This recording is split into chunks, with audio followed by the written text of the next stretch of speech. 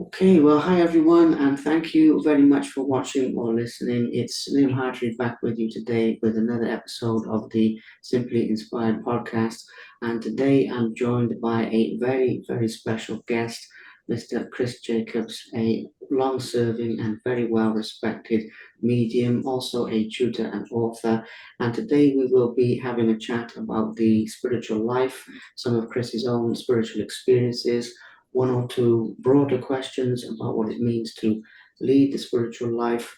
And we will be sharing some tips and some lessons, as well as some entertainment and some fun for you, the listeners, whether you are long established within spiritualism or within the mediumship tradition, or whether you are simply curious and maybe you've had some experiences, maybe something with healing or something else that you can't explain. Maybe we can share a little bit more about what that means. And I always say that I'm not advising people to follow any particular path, but I'm merely trying to suggest and open people's minds and hearts that maybe there's another way of living that is better suited to people with these kind of sensitivity, shall we say. Please subscribe to the Simply Inspired channel, just so I don't forget to say that, because I have been forgetting to say that.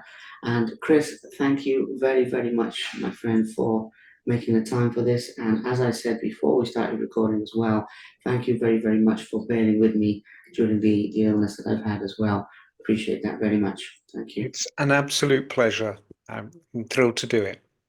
Likewise. I always say, my friend, that if we touch even one person in terms of encouraging them to follow their gifts or consider different options of paths they can go down, then we've done our work. Now, I'm sure it will be more people than that, but I also do believe, obviously, very much that Spirit will guide this talk to the right people at the right time, which is why I do them.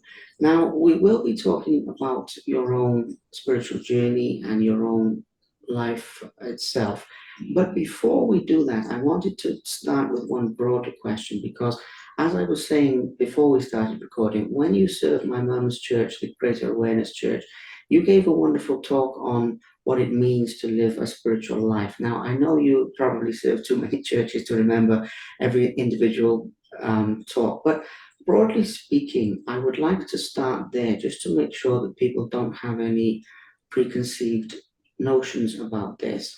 I'd like to start with, I'm sorry, quite a big topic here, of what it means to you personally to live a spiritual life, not only in terms of serving churches and what people see, but on a day to day basis, if that makes sense. And I felt very drawn, from Spirit to start with this topic, please. Thank you. Well, I think first of all, I think we have to understand and grapple with this realization that we are eternal. And I think as soon as we can try to understand that and see what it means to us personally, then the rest will follow from that. Now, when we say eternal, now if we look at it from a purely scientific view, which is that energy does not diminish, it does not die, it does not get extinguished. Now, we are energetic beings. We have this energy, we all talk about it, we all acknowledge that.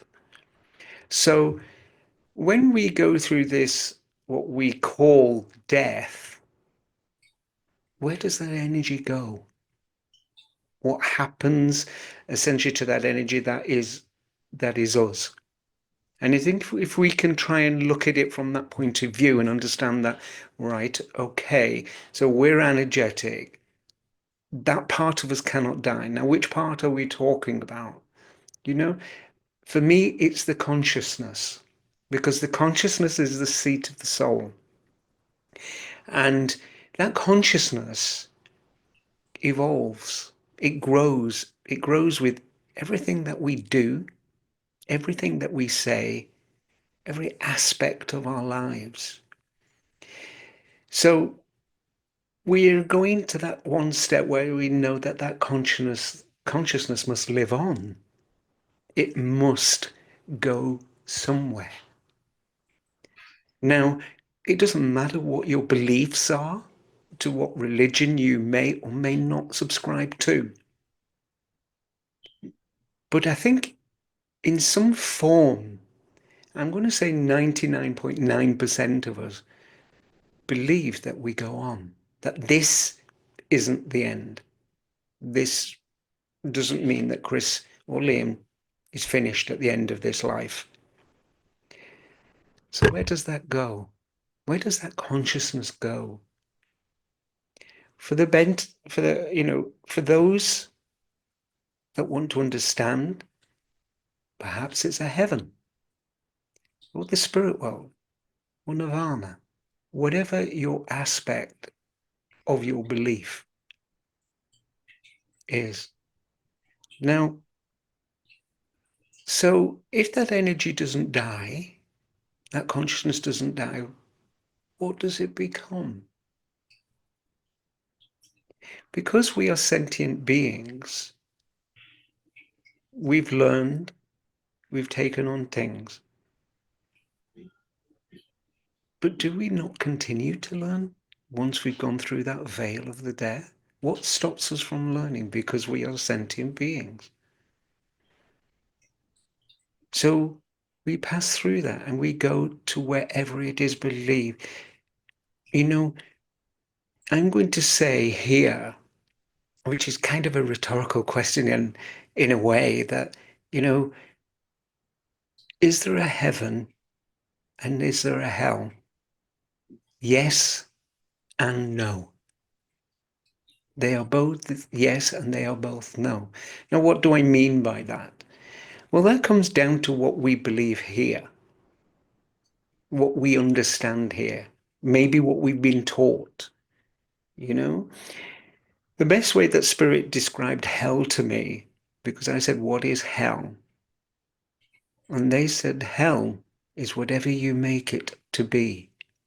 So if you believe that you've been a bad person, and your belief tells you that you go to hell, whatever that is, a fiery pit or whatever it is, that is where you'll go. But it doesn't mean you're abandoned. It does not mean you are not loved. And it does not mean that you cannot move forward from that. Why we go there is because it's our understanding that puts us there. It is what we expect. It is what we believe perhaps we deserve. So we go to that place, but it does not mean that we are abandoned by the world of the spirit or by God or angels, whatever it is that you believe. I'm going to call it spirit for me because I am a spiritual person. So I know that the spirit world will not abandon me, but they will be there to encourage, to continue that love. Now, it may be one of my loved ones that will visit me there and try to get me to understand that actually where I am, maybe look at my life, why I thought I was such a bad person, why I thought I deserved to go. Until I changed that concept within my own consciousness and understand that there is retribution, yes, but there is also compassion. There is that love. And I can learn then from that. And through my own choosing can I move forward. So what is spirituality? For me, it's learning. That's it. It's about learning. And within that learning, do I come to understand the concepts of compassion, love, kindness, those acts that are the true treasures that we can attain and that we can take with us. Everything else dies with the body. It's left behind. So those are the things, I think, that really teach us and show us the path of that spiritual essence of what we are. It's kind of funny because I was having this conversation the other day, and I believe in what's the Trinity, what I call the Trinity. It talks about the Holy Trinity in the Bible and everything. But I believe that Trinity is within ourselves, is us. Now, what do I mean by that?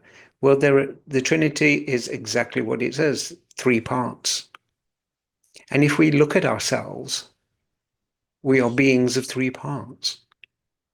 The first one, the outer layer, which is the physical, the everyday being part of us. The next part is the soul.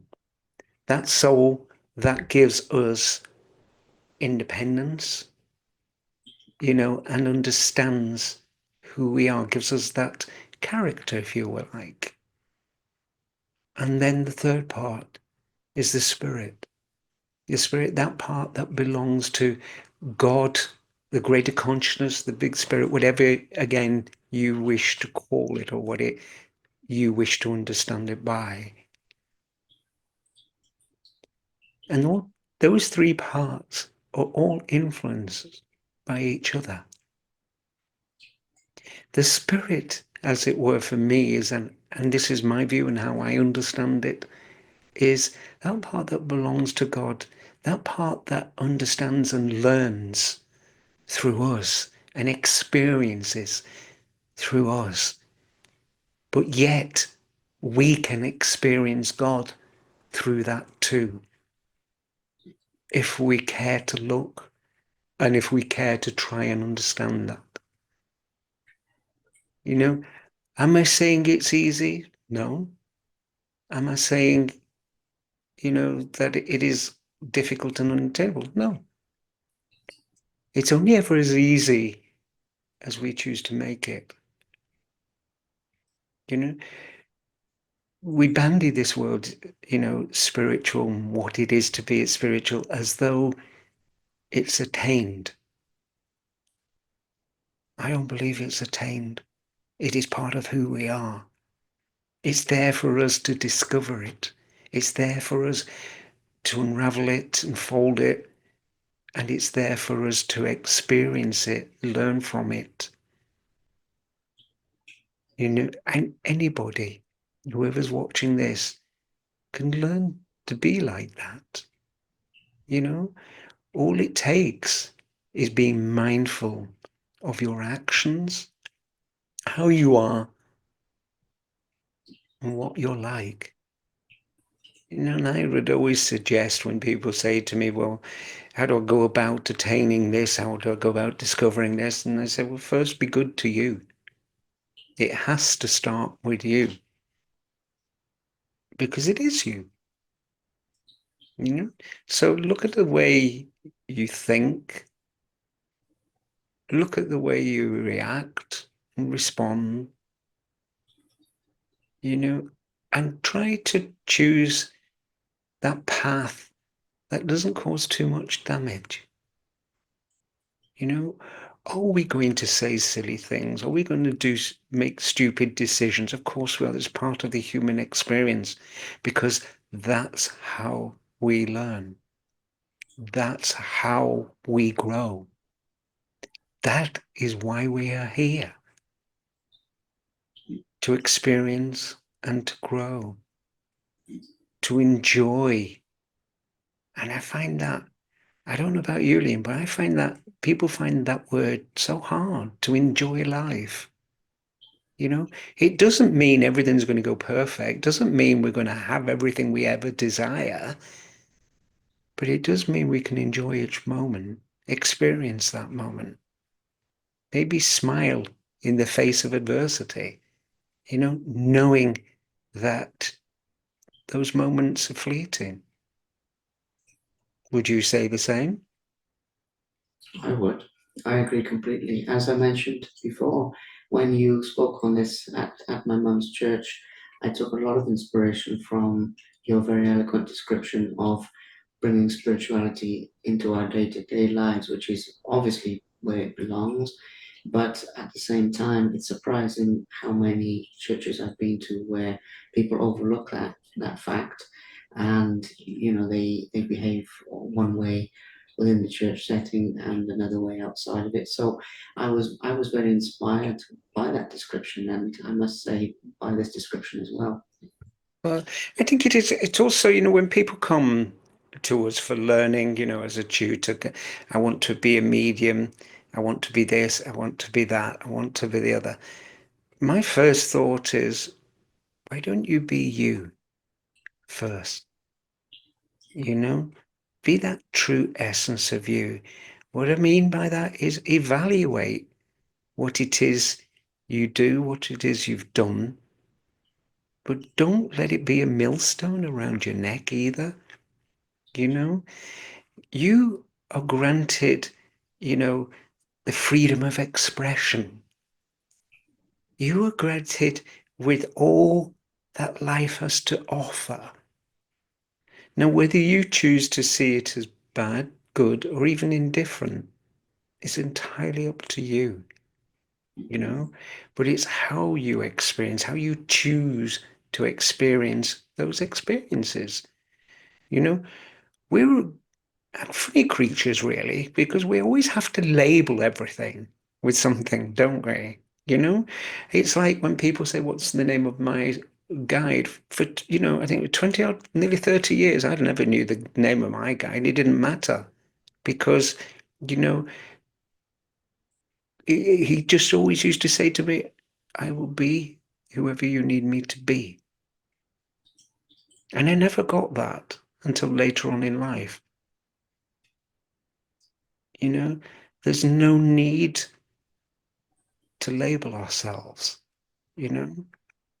Just be natural, be who you are today, that moment in time. If things aren't going too well, which happens to us all, I quite often will say, well, okay, tomorrow will be better. Or if I've not done something right, tomorrow I will do better. I've got Absolutely. to, you've got to learn to stop beating ourselves up. We take on this mantle of spiritualism or, spirituality, you know, and all of a sudden we have to become this holier than thou person. We don't, you know, it doesn't happen like that. Spiritualism is a religion. Again, it's confined by certain edits and, different rules and regulations. Just be spiritual. That's so much more freeing, so much really, liberating, isn't it not?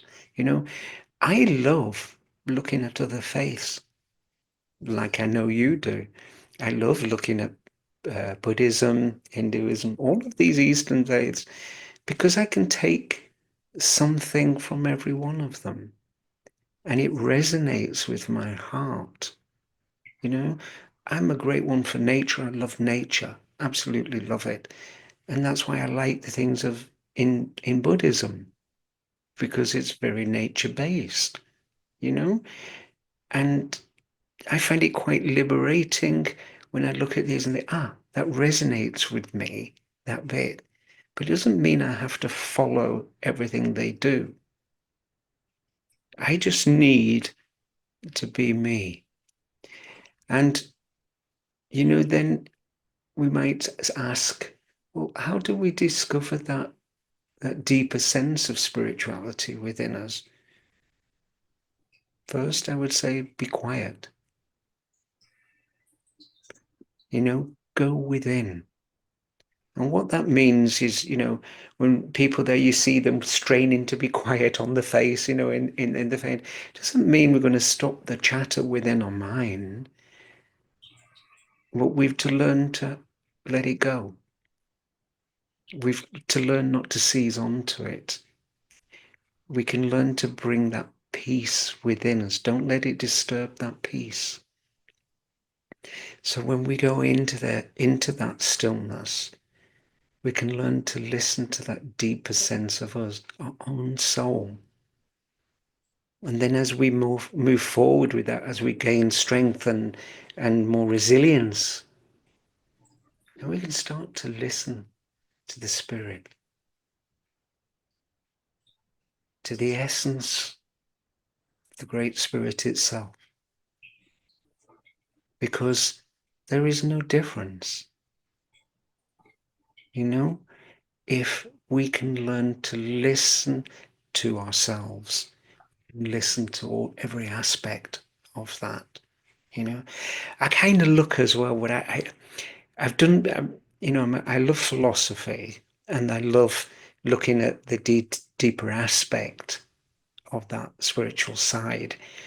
And the best way that I can describe it is, and the best way I can describe it for us all, spirit included, everything in that, is this one great big huge tapestry, and we're each a thread within that tapestry. Now, does that make us the same? Yes and no. Because as each thread moves forward, it's got different colours. So we all understand life differently according to the colour that we are. But it doesn't make me any different to you or anybody else around me, because we're all that thread of the same tapestry. But because of the different colours, the different aspects, the different parts of the fibre, we experience our experiences differently, uniquely. So we have to learn to celebrate that within each and every one of us. I can love you for the spirit you are, because that spirit's the same as what I have or what I am. But it doesn't mean I have to agree with everything you do and say, because I've experienced life differently to you. And I'm experiencing my evolvement different to you. But it doesn't mean that your evolvement, your life, is any better or any less. It is what that's right for you. And I think if we can grasp just a tiny part of that, then actually understanding God, spirit, spirituality becomes that tiny bit easier. And it also makes us understand life a little, a little bit more simplistically. We all go through hardships. We all go through good times. So we all understand the highs and the lows. So we're not any different. But how we choose to deal with that, that's what makes us different. That's what makes us unique. So instead of looking at somebody's life and starting criticizing it, why don't we just celebrate it for the life that it is? The life force that makes us the same. The life force that we all are. And I think that's worth celebrating. How did I discover my own spirituality? I just know I was born like it. I had, I didn't have a fantastic childhood. So the world of the spirit revealed themselves to me very early on. I didn't understand it as I understand it today, but I evolved with it. It was natural, because that's what I needed. oh, I very much doubt I would have survived otherwise, you know? Absolutely. It makes a lot of sense. And on that topic as well, Chris, well, first of all, let me say what a beautiful description. Beautiful in the true sense of the word up until this point. And I'm listening because, first of all, because there's so much wisdom contained in what you've shared, obviously. You also have a very restful voice as well. So I can feel myself really, really enjoying that. I must say at this point. But with regards to some of your own spiritual experiences, and I felt drawn as I was preparing for this, by the way, to talk about some of the transitions you've been through in your spiritual journey. What I mean by that is starting off with what you were saying there, difficult childhood, some protection, guidance, awareness. I'm not sure how you define that, but as you said, the spirit making themselves known to you. But then some of the transitions you've been through to embrace spirit in your own life is one step, but to step out into the world and serve and contribute in that way is another step that not everyone will take, obviously. And going back to what you were saying about the different threads, not everyone needs to take that step. But in terms of your thread in the tapestry, when it came from the step of being aware of spirit to serving spirit to then obviously teaching and making such a wonderful contribution to so many people's lives, which I know you're a very humble person, but you do make a wonderful contribution. And as does obviously Spirit working through you, as I mentioned earlier, that service that you gave months ago now, it stayed with me with some of the words that you and your inspirers shared with us. So when it comes into making that decision, to serve, to teach, to share the knowledge of spirit with the world. As I've already said, not everyone needs to take that. But I also think from that lessons, or from those experiences rather, people will gain lessons due to the relatability. So I feel very drawn to talking about some of those phases of your life, if that makes sense, please, as well. It might be a lot to condense down, but maybe there's a few lessons from there as well. Well, I kind of feel unfair about saying that, oh, I made this conscious choice because I didn't in a way. I think spirit always opened the door for me. When I look back and I reflect on it, I can see where they did it, for me, which is the next step. From a very early age, they were already teaching me how I was going to work, although I was not aware of it, you know, because I was abused and that spirit would say, and I could I was very gifted at hearing their voice and seeing them, as a child, that because that's what was needed. And they taught me, sorry, how to step aside within my mind, how to get my mind away, out of the way, So when the abuse was happening, or just before it, I would hear spirit come and they would say, it's time to move aside. It's time to send your thoughts elsewhere. So I knew what was coming, you know, and I found it so easy to actually do that within my mind, that my mind went elsewhere. It was kind of like a meditation, you know.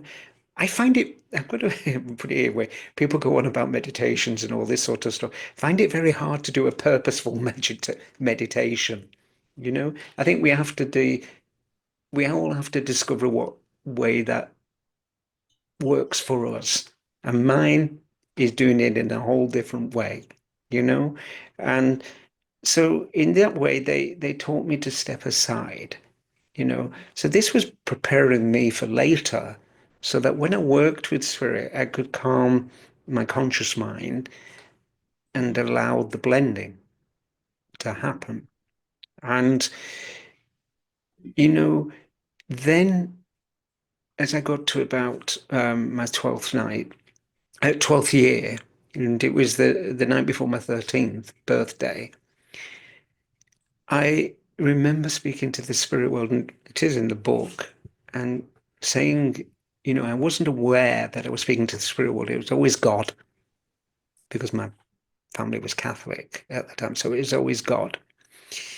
And asking God and not understanding what I was saying, but saying, I want to come home.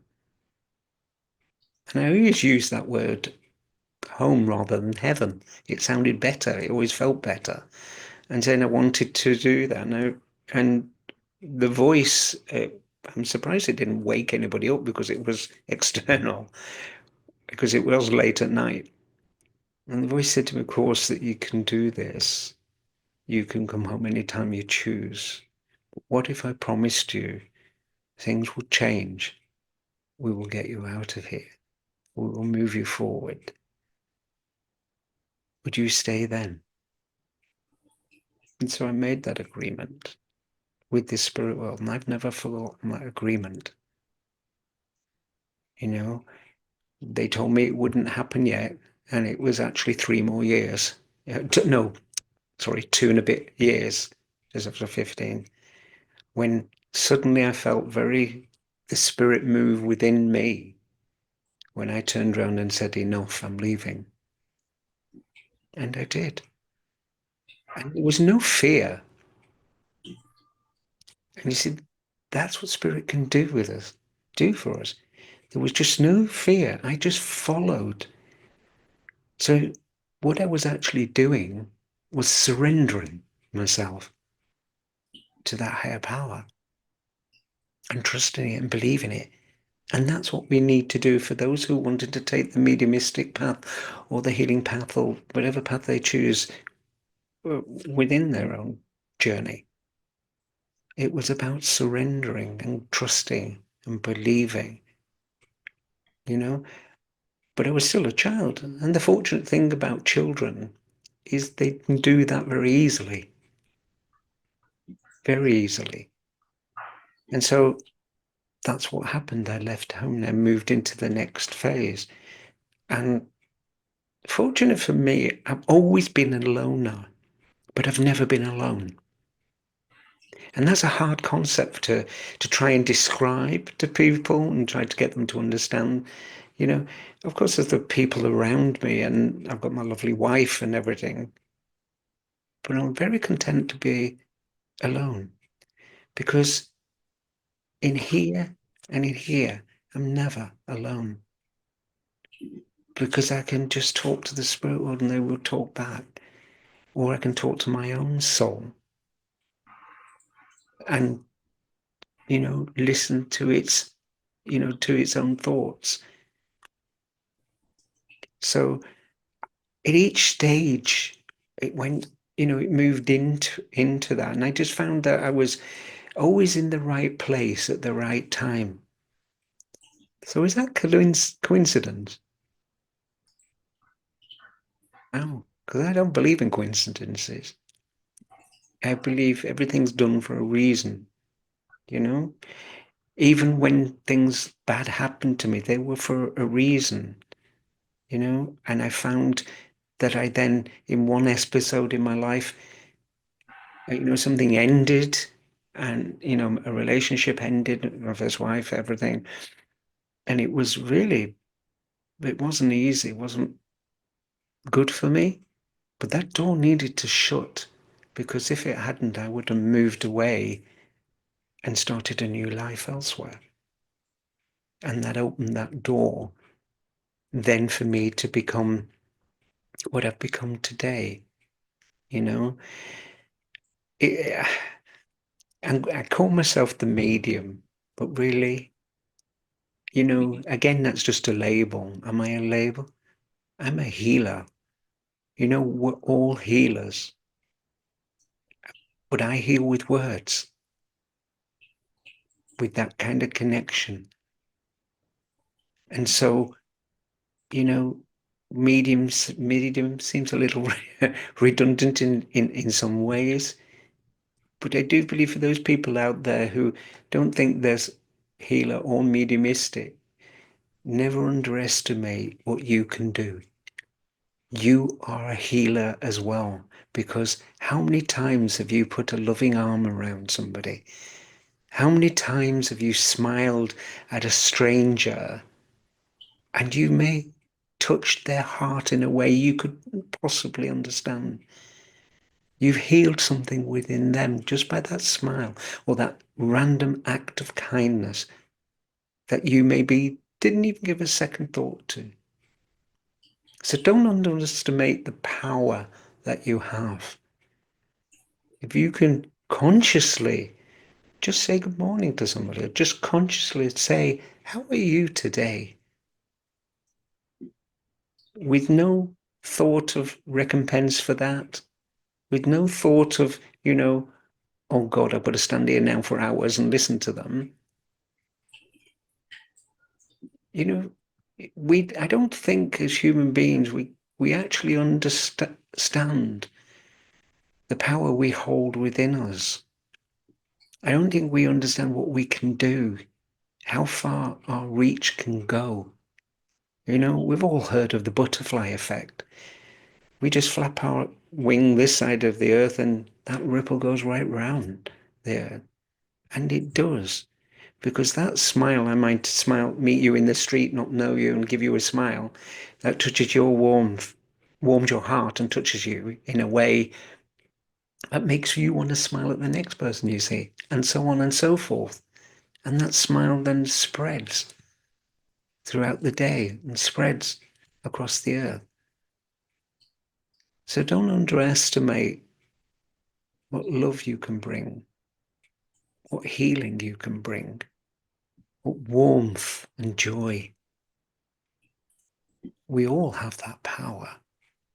And I think I started to really realize that when I was in my 30s, and I got to my 30s, I can always, as I said before, I can look at my lives, I can see the certain doors. That's the beauty of getting, as we grow older, we look back and we can reflect. But it's what you choose to do with those reflections. All the hurt and the pain I went through, I don't choose to focus on the badness part of it. I choose to focus on how it changed me and it made me be who I am today. And that's why when I say to people, it shocks them when they say, oh my God, you poor you, when they truly understand and they just say, could you've had a different life? And I say, I wouldn't change a thing. Because if I did, I wouldn't be who I am now. And I like who I am. I like and love who I've become.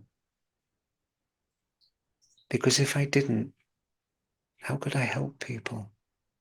How could I help them unfold the true essence of who they are? And as you said before, yes, I'm a working medium, and I did that one for your mum, that demonstration for your mum's place. And like you said, if I only touch one soul, because that I've always hear my circle leader's voices ringing in my ears. And I was with her for a long time when she always said, you only have to touch one person and you've done your duty. And that's the way I look at it. If it touches more, what a bonus that is. And it's about reaching that one person in that hour of need for them, that one moment that just stops that place of agony, that place of torment, and gives them something else just to think about, or maybe just to understand they're not alone, or to understand that, what, I can be something greater than I am because I am something greater. And I think that's what brings me the joy of what I do. That's the true gold there in this life, is that, that person doesn't have to say anything to me, but I can just see it in their eyes. I can just see, that's touched their heart. Job done.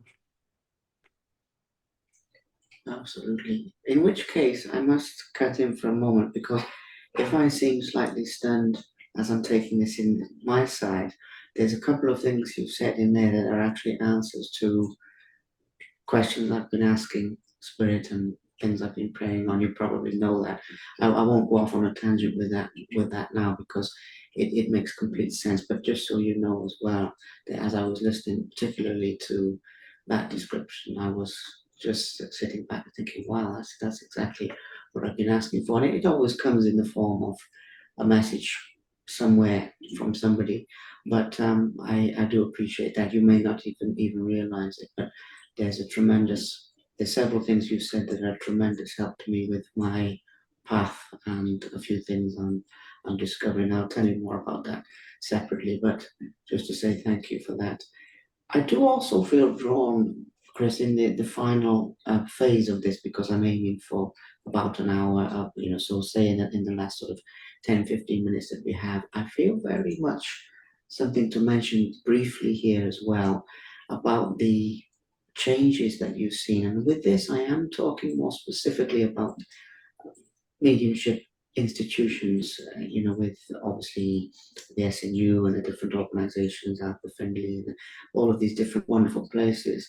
I feel very drawn to ask you about some of the things that are different now to how they were when you started out with all this. I wasn't sure exactly why, because I understand exactly what you were saying earlier about the diversity.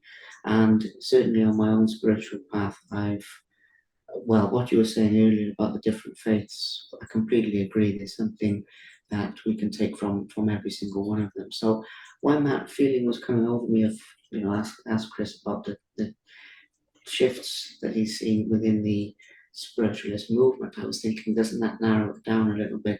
But I still feel the feeling to ask that as probably our final topic for this afternoon. And I feel that there's some relevance in that to the differences with perhaps the way that you were taught to, again, the different phases of your life. Obviously, now you tutor and you teach people. And I know, again, it's labels, you're not defined by that. But I'm very drawn to the fact there's something there with this element of that transition. So I'd like to discuss that briefly as our last topic, and we'll wrap up, roughly speaking, on the hour as we do with a service. I find it's a good length for people to be able to take this in and learn, but not feel overwhelmed, especially for those people who are new to these kind of topics. Anyway, with some of the changes that you've seen from when you started out to the present, what would some of those be? And let's delve into that topic a little bit, please. Thank you. That's a kind of a tough one, really. I was very fortunate. I met quite a lot of people, a lot of what we call the greats, from them and learned from them and studied with them. And, and some of them were very personal friends as well. A lot of people talk about how mediumship maybe have degraded, it's not the same as what it was or whatever. I don't, I don't know. I think for me, what I would say is, don't limit yourself because we do. We think it has to be this way, it has to be that way. You know, it doesn't. What we have to be is open Mm. and ready and listen. But also understand what I would say to would be mediums out there. Understand this as a conversation. It's not a one way conversation, it's a two-way one. So if you're not getting the evidence that perhaps you want, then are you asking the right question? Are you following the thread of the conversation? And that comes down to a lot as well, down to your own understanding, down to your own education, your own understanding of life. Because I always say to my students is, how can I describe a bacon butty to you if I don't know what a pig is? I like I like that. you know, and it gets them thinking, but it's true. If you can't understand the initial concepts, how can you put that across? Mhm. You know, so the institutions, I'm going to say, have they changed? Yes, a lot. You know, have they restricted things? I think that's open for debate.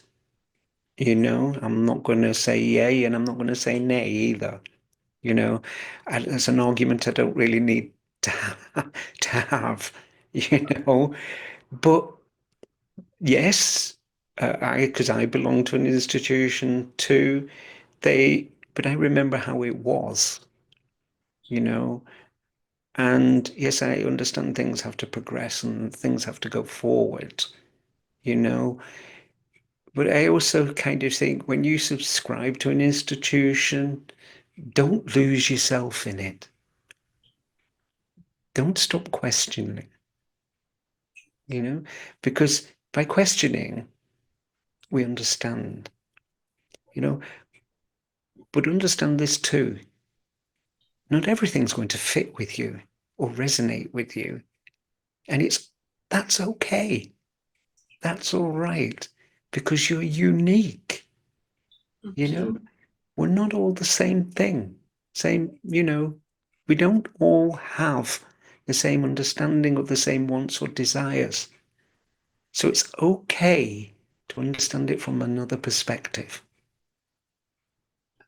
If I may, at that point, I feel that somebody who's listening to this or will be listening to this needed to hear that particular aspect because when I'm asking that question, I don't want to put you in the firing line with anything. I'm asking actually because, in a way, it feeds back to what we were talking about earlier and different paths, different journeys that we have, different threads, and several different ways we've covered that topic. But yes, I think that's what it is. Is somebody listening to this needs to hear that essentially if it doesn't all sit right with them, if it doesn't all fit, if even if a good 85, 90%, if you can quantify it in such a way, does, maybe there's bits that don't. And I think that that's very valuable. Of I course, think you have to also understand here, sorry for interrupting, not all. Please continue. but I think, oh, sorry, I think that you also have to understand here that to be spiritual is to be unique, is to be yourself. Mm. So don't stop questioning, you know, don't stop learning. And it's not going to sit with everybody. That's okay. You know, that's all right. You know, the only way we learn and the only way we grow, and that is important when I mention grow, is by questioning, is daring to be different from the rest, is daring to ask the questions that maybe others don't. Because you may be surprised what comes back. You may be surprised by the answer because I know that I'm quite often think, I never thought of it from that perspective.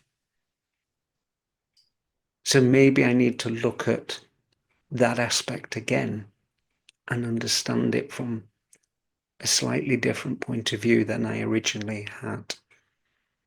And then that contributes to my eternal growth. That contributes then to how I move forward. So, you know, whoever's listening to this or viewing it, just be you through this. Be you, but grow with that. Be prepared to see things differently. Be prepared to see yourself differently because you cannot grow without change. So bring in those changes, but don't lose that core essence. And it's not an easy thing to do. Absolutely. Well, I do feel, Chris, that a number of things that we've shared today, they do sound simple in their understanding, but in their application, it takes time.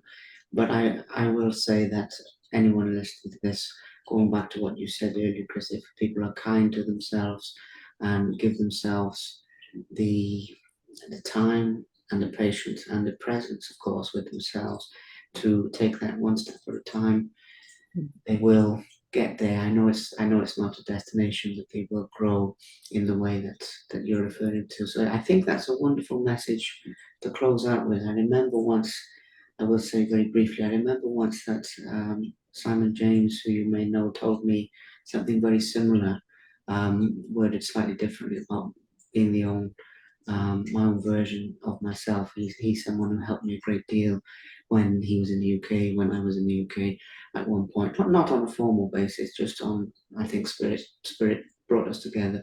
But I will say that that message very, very powerful, because I do feel very much within the spiritual faith, any faith, there can be an emphasis on conformity, or it goes back to what you said earlier.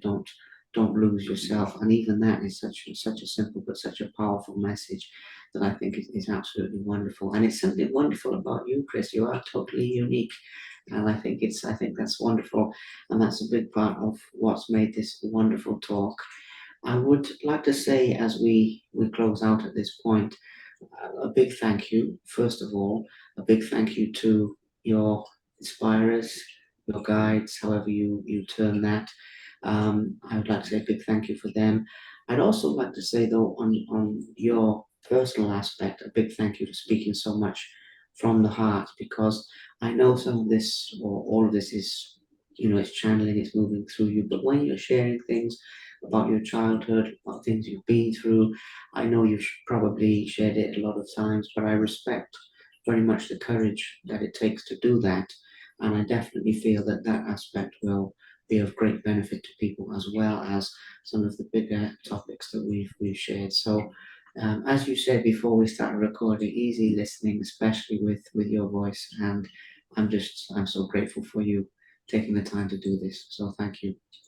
Been an absolute pleasure, and I'm grateful that there are people like you to do this that can help others, because without people you're doing this, then again, where do they go?